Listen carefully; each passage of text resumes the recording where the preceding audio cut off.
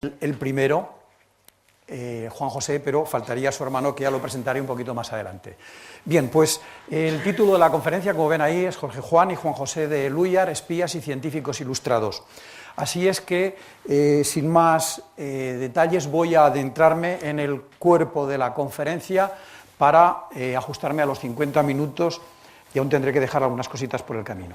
Pues bien, tras una breve introducción, hablaré muy brevemente de la época que les tocó vivir a Jorge Juan y Juan José de Lúyar. Hablaré brevemente de la dinastía Borbón para ver que su época de espionaje o de contraespionaje fue con tres diferentes monarcas. Trataré, en primer lugar, sobre Jorge Juan, científico y espía ilustrado en la época de Felipe V, en el reinado de Fernando VI, para ya adentrarme con Juan José de Lúyar como espía en el reinado de Carlos III, y ahí vamos a ver cómo se produjo el aislamiento del wolframio en una operación de espionaje como la que vamos a ver. Sin duda alguna, el siglo XVIII es uno de los siglos más importantes en la historia de la humanidad, porque así se le conoce como el siglo de las luces o la Ilustración. Y aunque se centró fundamentalmente en estos años, 1715-1789, en algunos países se extendió todavía su influencia un poco más. Comenzó en Gran Bretaña este proceso y luego saltó al continente, y en Francia es donde se asentó para de allí, a través de las potencias dominantes o colonizadoras, se extendió a las colonias de ultramar. La Ilustración procede del latín illustrare, que significa dar luz al entendimiento, instruir, civilizar, pero las ideas centrales de este gran movimiento cultural fueron el uso y exaltación de la razón, el tratar de comprender el universo y sobre todo la mejora de la condición humana. Los objetivos del hombre racional eran fundamentalmente tres: aumentar su conocimiento y su libertad con el fin de alcanzar las mayores cotas de felicidad. Es un movimiento que no deja ninguna de las ideas sin entrar a debatir o a verificarlas, y así va a tratar de Dios, el hombre, la naturaleza y la razón, y va a tener influencia en todos los ámbitos del arte, la ciencia, la filosofía y la política. Hay que decir que la obra quizás más trascendente de la Ilustración fue la Enciclopédie, que he visto que aquí en la Academia existe unas primeras ediciones de esta magna obra. Bien, la dinastía Borbón comienza prácticamente el siglo XVIII con ella, tras la muerte de Carlos II el Hechizado, perteneciente a la Casa de Austria, es decir, que esto nos va a llevar a un conflicto, va a tratarse a nivel interno de una guerra civil, pero a nivel externo va a producir un gran conflicto, como veremos más adelante, en la que se van a implicar un gran número de potencias europeas. Vemos que tuvo un largo reinado, desde 1700 a 1746, con un breve interregno, durante el cual reinó su hijo Luis I durante 8 meses. A él le sucedió su hijo Fernando VI, y este es un personaje importante para nuestra historia, y a él le sucedió su hermanastro Carlos III, y a este a su vez Carlos IV. Es decir, que prácticamente los Borbones nos van a llenar el siglo XVIII, pero una cosa importante en nuestro relato es que España estuvo unida a Francia a través de los pactos de familia que empezaron a firmarse en 1733, 43, 1761 y se amplió en el 68 y fue renovado en 1779. ¿Para qué estos pactos? Para controlar a su enemigo acérrimo y controlar el poderío, sobre todo naval, de los británicos, tanto en Europa como en América. No voy a entrar en detalles, pero simplemente decirles que el siglo XVIII fue un siglo sangriento para España. Es decir, si simplemente tenemos en cuenta, después de la subida de Felipe V al trono, comienza en 1701 la Guerra de Sucesión, que va a ser, como ya he dicho, una guerra internacional o una guerra civil para nosotros. Va a haber dos tratados en los que se va... Pero fijarse bien que hay veces que hasta se solapan unas contiendas con la otra, como por ejemplo esta de aquí, la guerra del asiento o guerra de la oreja de Jenkins con la guerra de sucesión austriaca.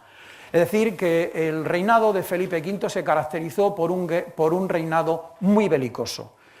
Cuando le sucede su hijo Fernando VI, este dice: yo no quiero una situación como la que vi en la vida de mi padre.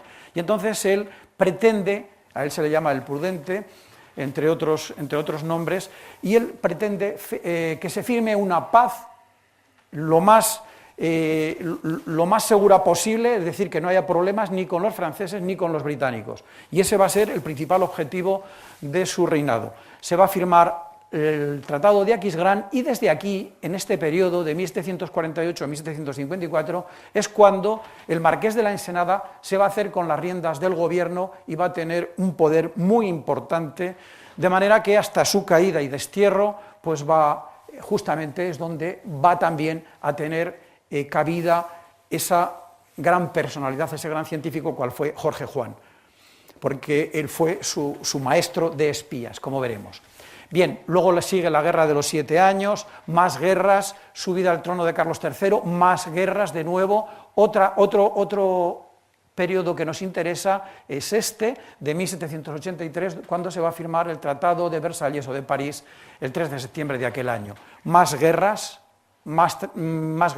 incluso después de que desaparecen los Borbones en Francia, seguimos peleándonos con los franceses, con la Guerra de la Convención, etc. Y al final, después de toda esta tragedia que vamos a ver por no haber desarrollado el modelo inglés modificado que proponía Jorge Juan, nos vamos a ver abocados a la batalla de Trafalgar, donde se va a imponer definitivamente el poderío naval británico sobre las armadas francesa y española. Bien, dicho esto, vamos entonces a entrar en materia con nuestros dos espías y científicos ilustrados. Jorge Juan, que como vemos vivió 60 años, y Juan José de Luis tan solo pudo vivir 42 años y en unas condiciones no muy buenas, es decir, más bien adversas. Bien, donde voy a centrar el cuerpo de esta charla va a ser fundamentalmente en los dos grandes proyectos, en la medida de 1 grado del arco de meridiano terrestre en la línea ecuatorial en la Real Audiencia de Quito, que duró desde 1735 a 1745.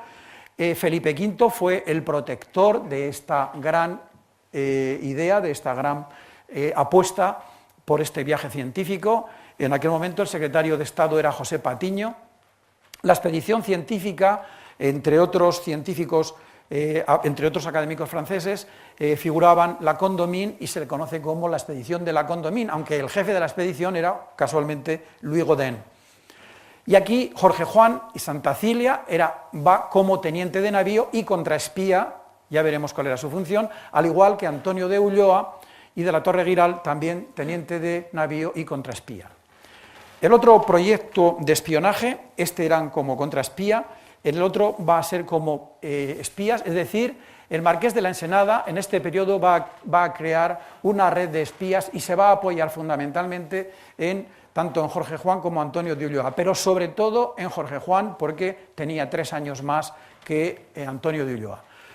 Fernando VI era, como sabemos, un pacifista, pero el marqués de la Ensenada, él decía, sí, una paz, pero armada. Es decir, que mientras estamos en paz o tratando de desarrollar esta paz con los ingleses, pero hay que estar despabilados porque esto se acabará. Y finalmente, Jorge Juan va a jugar un papel fundamental como matemático, marino, espía y muchas más cosas. Bien, el tercer proyecto es el proyecto de espiar a los ingleses su modo de fabricar los cañones para la marina en Carron, en Escocia, y va a durar durante todos estos años, de 1777 a 1783. El rey Carlos III, es el conocedor del plan, el que va a organizarlo, el que va a urdir la trama, va a ser el marqués de González de Castejón, un ilustre tudelano de Navarra. que era secretario de Estado de Marina, su amigo y colaborador, el capitán de navío José Domingo de Mazarredo, este era de Bilbao, es el que va a buscar los contactos, porque frente a los otros casos, ahora ya no van a ser oficiales de la Marina o artillería los espías, sino que van a ser civiles. Y entonces para ello se va a buscar una tapadera, cual va a ser la Real Sociedad Vascongada de los Amigos del País, para encubrir a el espía, a Juan José de Luyar, que va a ser el científico, el espía científico, y su hermano Fausto, que le va a acompañar, pero como profesor de mineralogía y ciencias subterráneas en formación. Es decir, que para encubrir esa operación de espionaje se va a darle a aquello un proceso, un plan de investigación y de conocimiento de estos dos. Bien, aquí tenemos la lápida funeraria que se encuentra en el Panteón de Marinos Ilustres en San Fernando, en Cádiz. Aquí es donde hay un resumen muy interesante, aunque está en latín, de los méritos que atesoró Jorge Juan.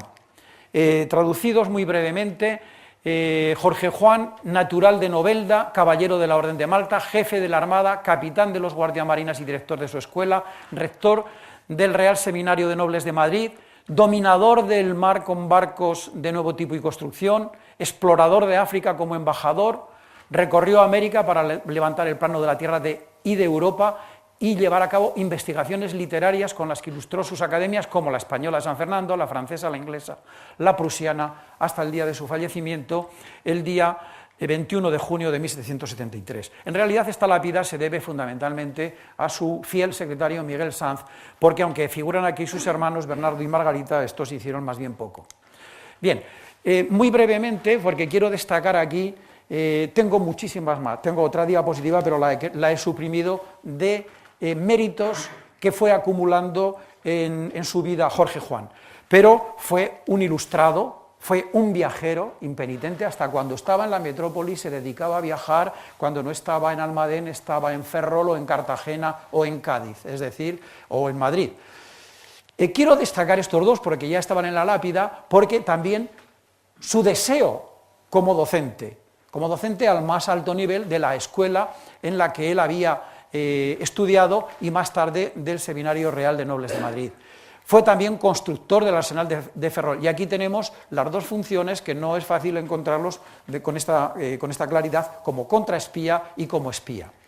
Como contraespía participó en esta expedición de la Condamine, fue amigo y fue protegido por el marqués de la Ensenada porque vio que era el personaje que estaba buscando para desarrollar esta red de espías, y finalmente, como espía, vamos a ver las noticias que envió durante ese periodo. Luego, finalmente, he puesto lo de diplomático porque también ahí escribió su diario de viaje, donde dejó también una serie de notas muy importantes acerca de lo que vio en Marruecos. Bien, muy brevemente, porque algunas cosas ya las ha dicho nuestro presidente.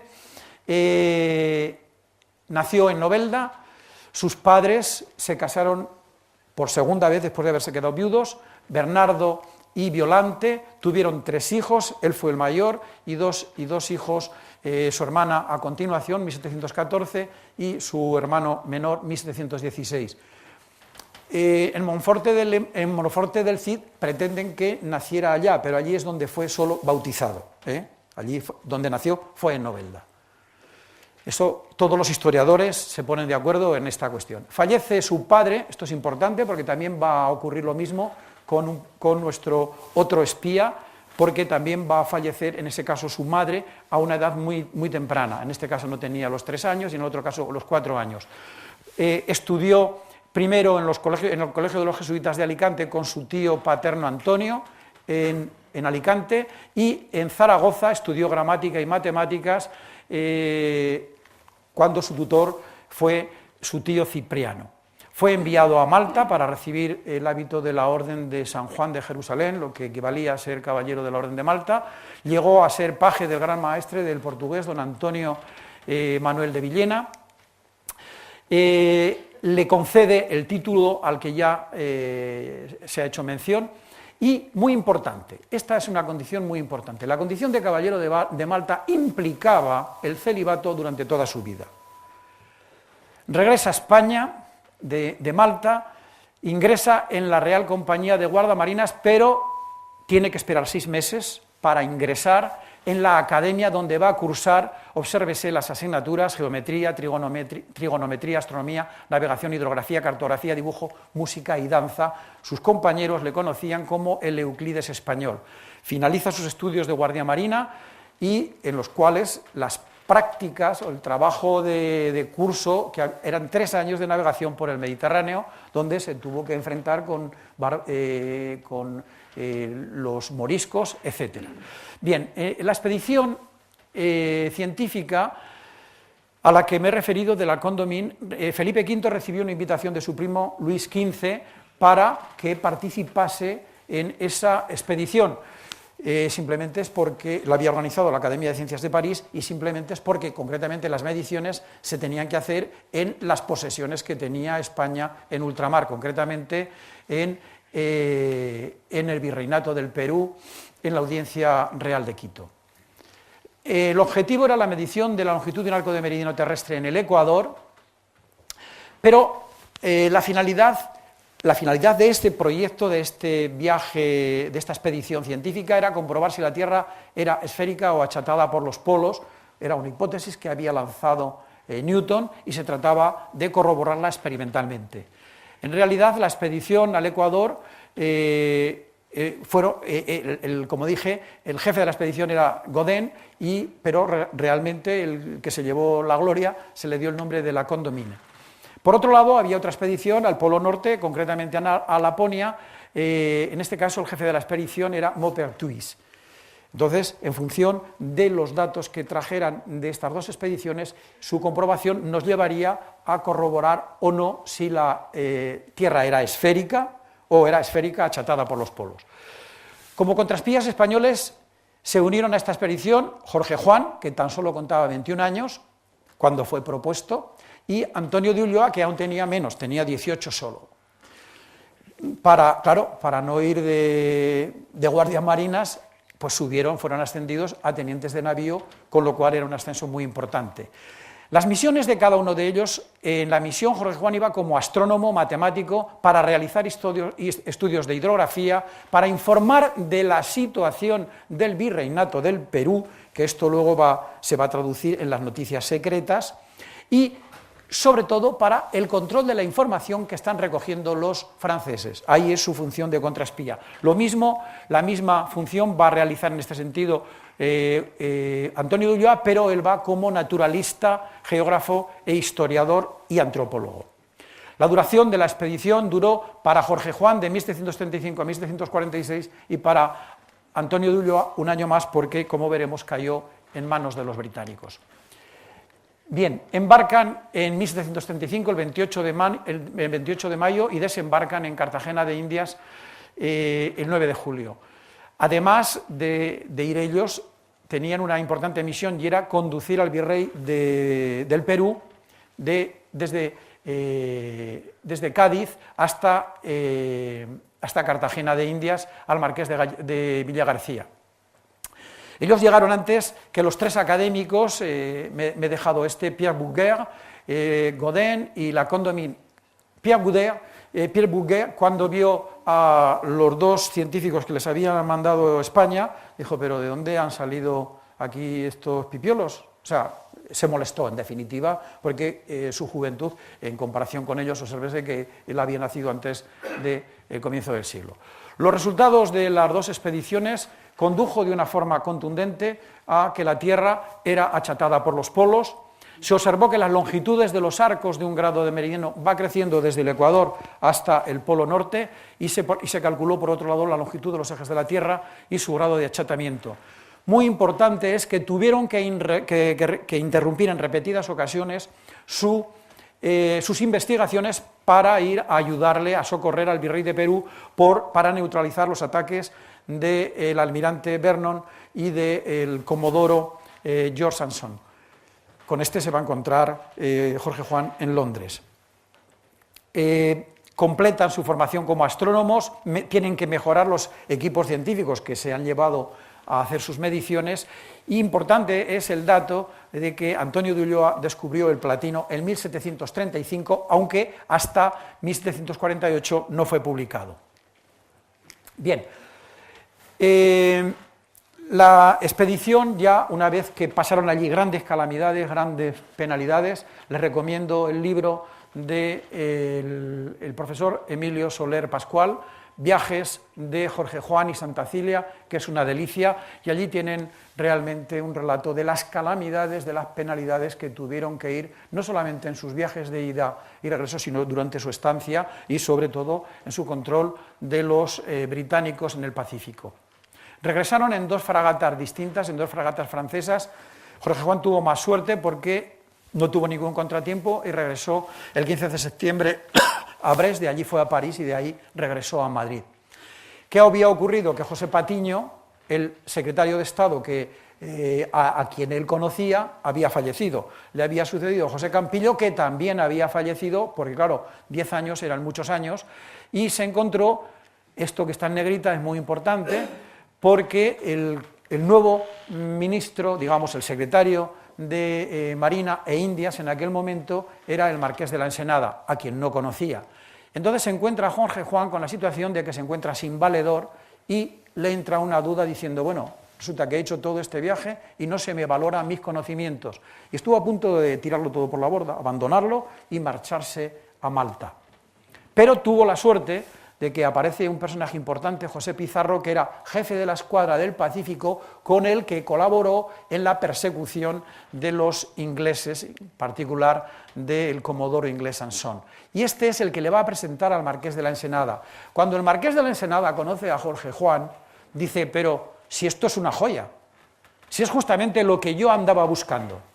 Así es que con él va a comenzar a desarrollar uno de los grandes proyectos que era el desarrollo de la Armada Española.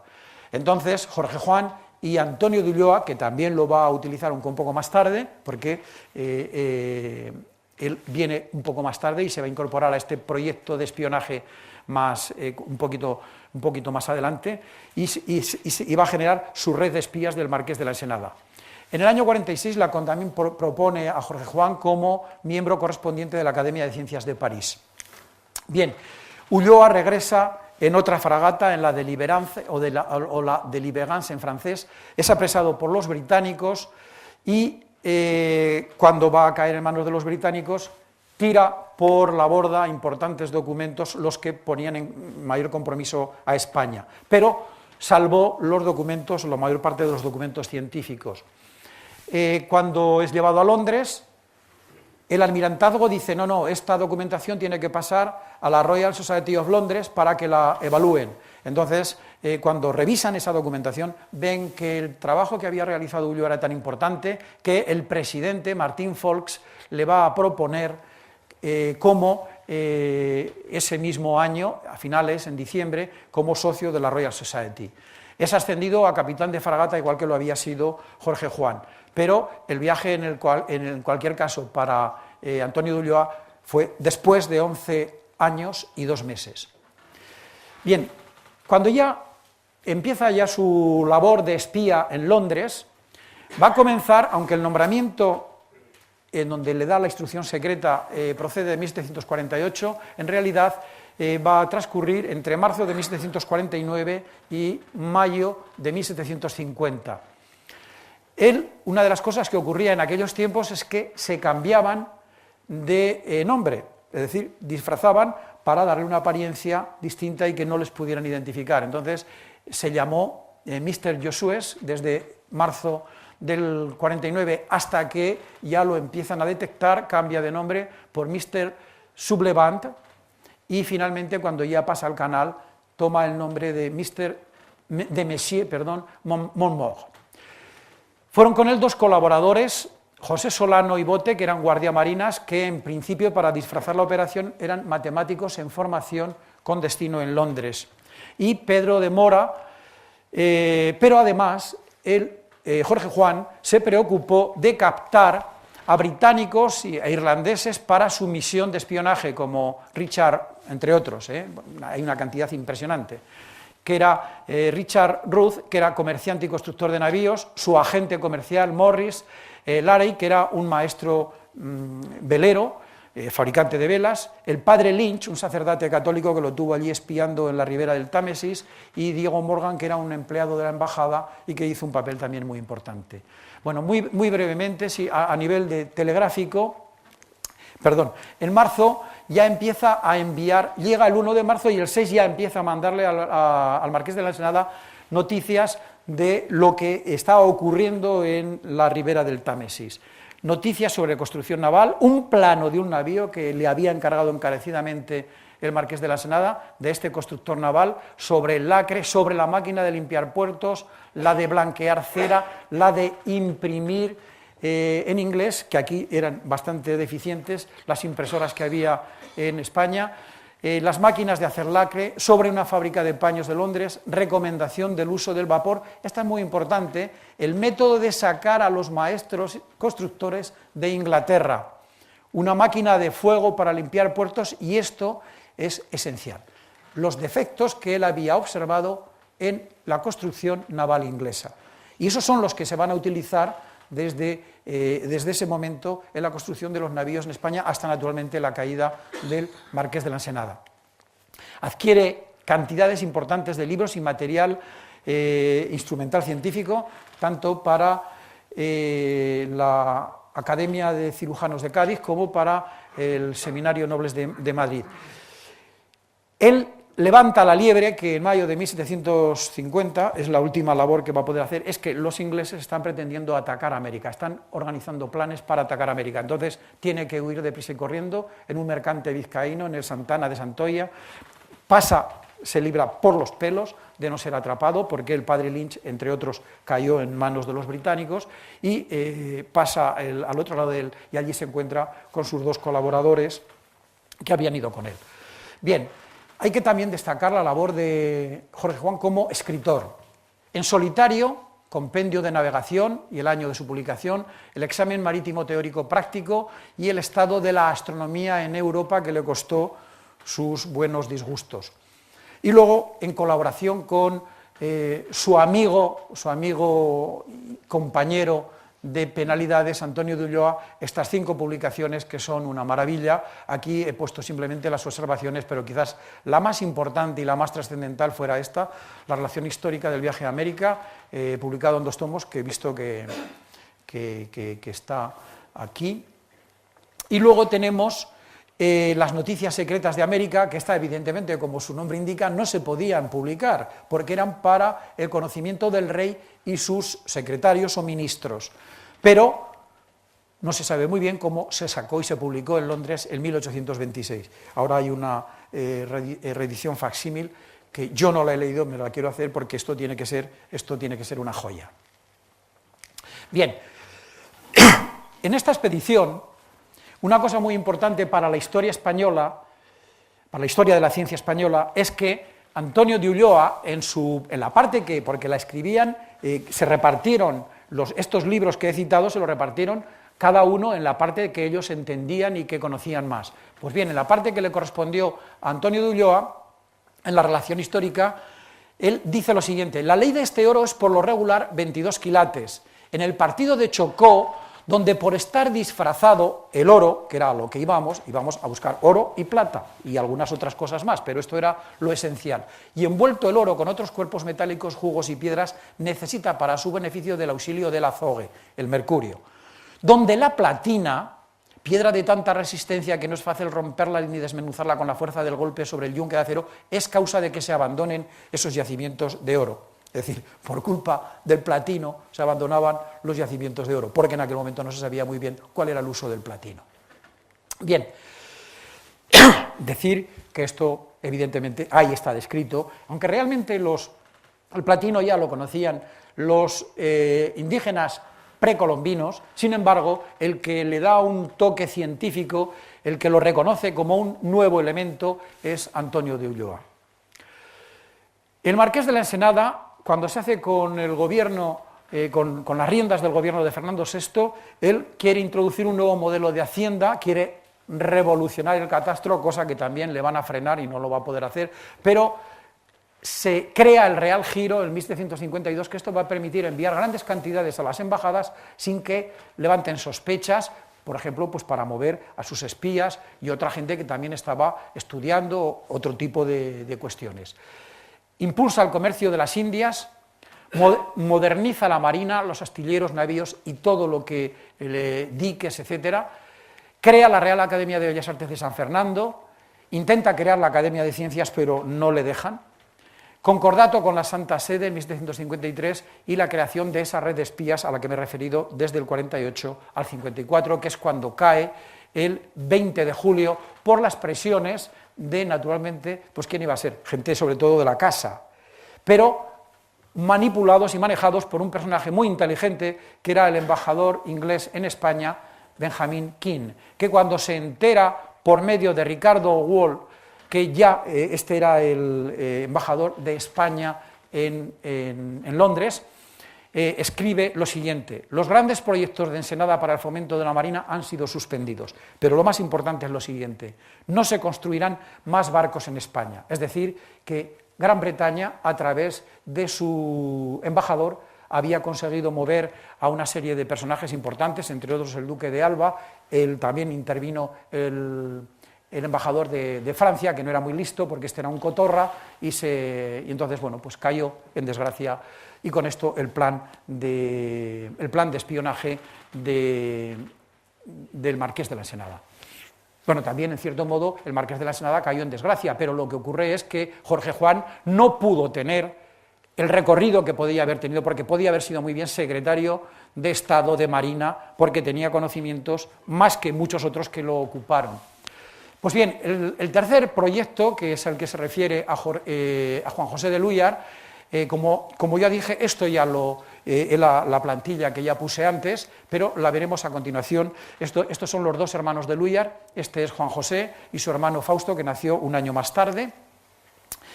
Los hermanos de Lúyar, el apellido de Lúyar yo lo he visto transcrito y tengo por ahí un articulito al menos de 32 formas distintas.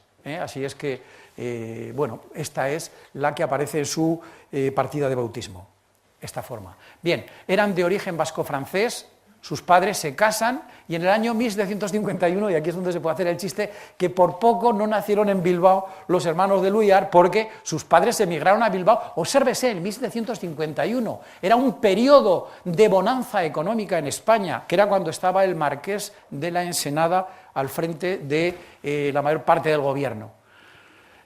Jorge Juan nace en 1754, su hermano Fausto el año siguiente y su hermana María Lorenza en 1757. Y en el 58 fallece su madre, con lo cual, cuando contaba tan solo con 4 años.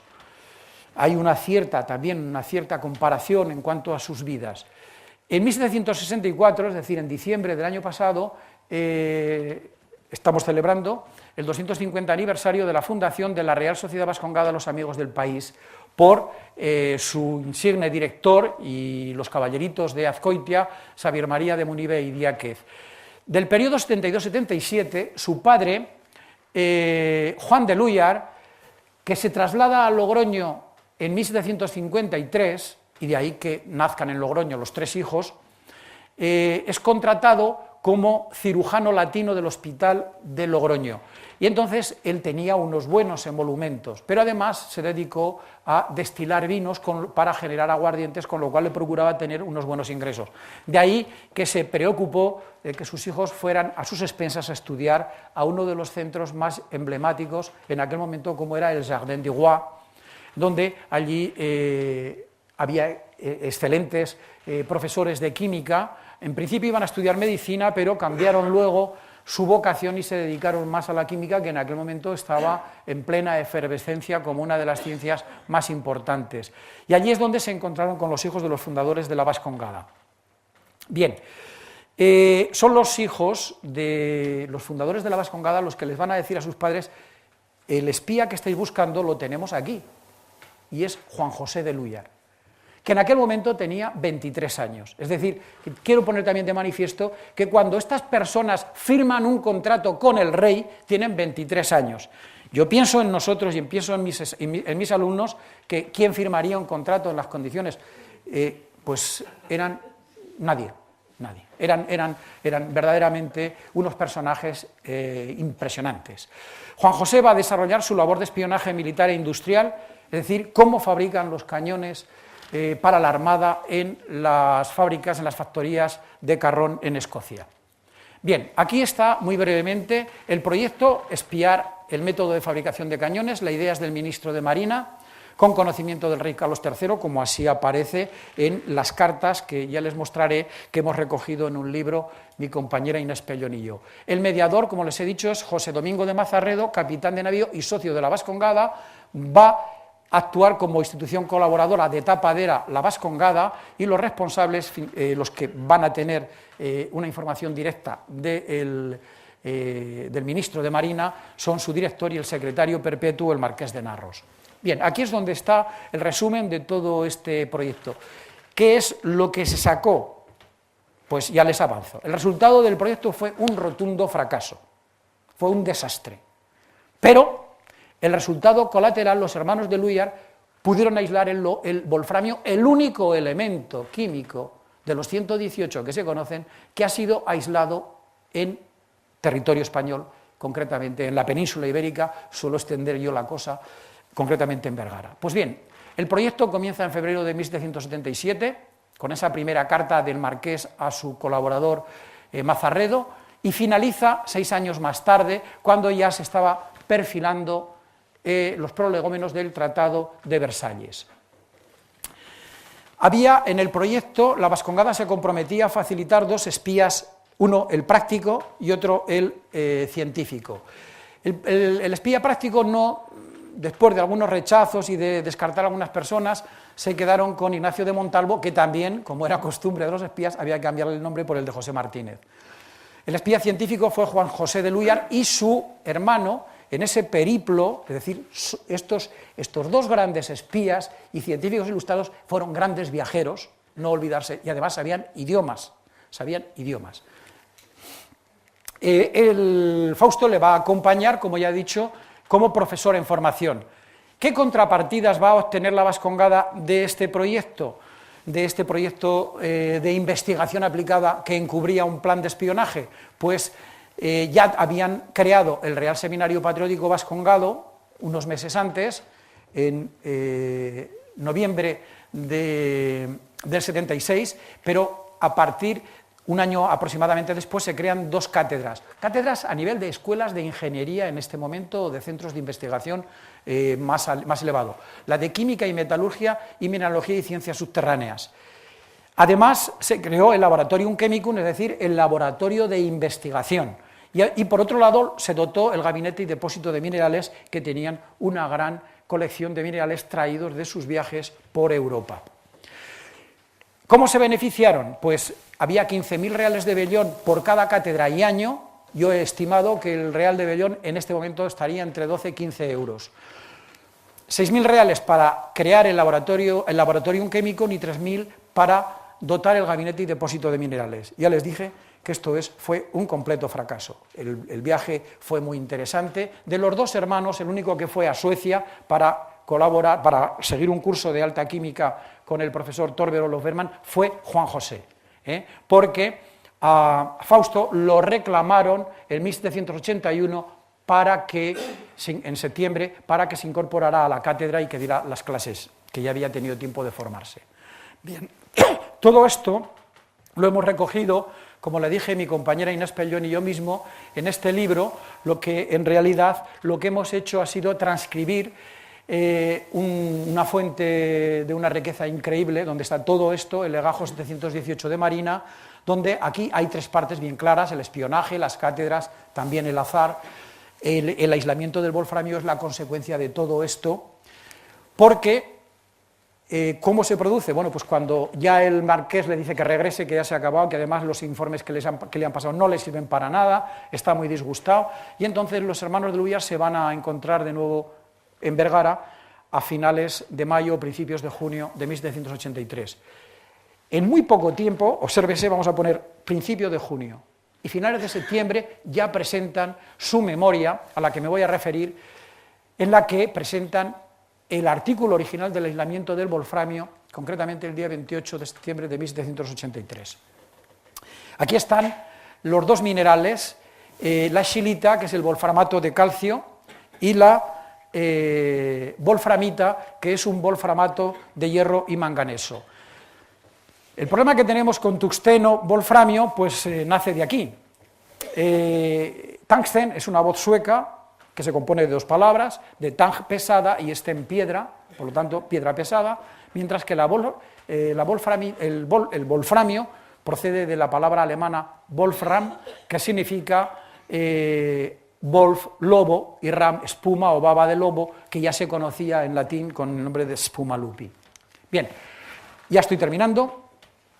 Voy a centrarme en dónde está la genialidad de los hermanos de Luyar en el aislamiento del wolframio. ¿Qué hicieron sus maestros? Porque Juan José conoció directamente, siguió el curso de su profesor Berman, que era un defensor acérrimo de la teoría del flogisto. Bueno, incluso en los apuntes que trajo de Uppsala, de la Universidad de Uppsala, se mofaba de Lavoisier, diciendo, ¿pero dónde va este con la teoría de la combustión? ¿Pero qué es esto? O sea que, y ellos también eran seguidores, los hermanos de Luyar, seguidores de la teoría del flogisto. Los investigadores suecos llegaron hasta aquí, es decir, partieron, y esto está recogido en ese trabajo que les he comentado de los hermanos de Luyar, parten de este mineral, de la scheelita, obtienen el ácido tungústico, que es así como lo llaman ellos, y obtienen el polvo amarillo. En aquel momento no se conocía como óxido, sino una cal, y a partir de las cales se obtenían los metales, según la teoría del flogisto. Pero no son capaces de obtener el metal, porque no era un metal fácil de obtener. ¿Cuál era el problema? El problema es que una vez que llegaban aquí los suecos, pues bueno, tenían esta situación, es decir, con aire y con el crisol destapado. Bueno, lo del oxígeno ya se conocía, lo pongo ahí para que se vea mejor. ¿Qué pasaba? Claro que tenían el wolframio metálico, pero en esas condiciones de trabajo lo que hacía era reoxidarse y se obtenía el trióxido de wolframio. Pero esto lo van a observar los propios hermanos de Luyar en su trabajo. Ya voy a entrar en el trabajo propiamente dicho. Bien, no voy a seguir todo esto porque en realidad lo que nos interesa es llegar aquí.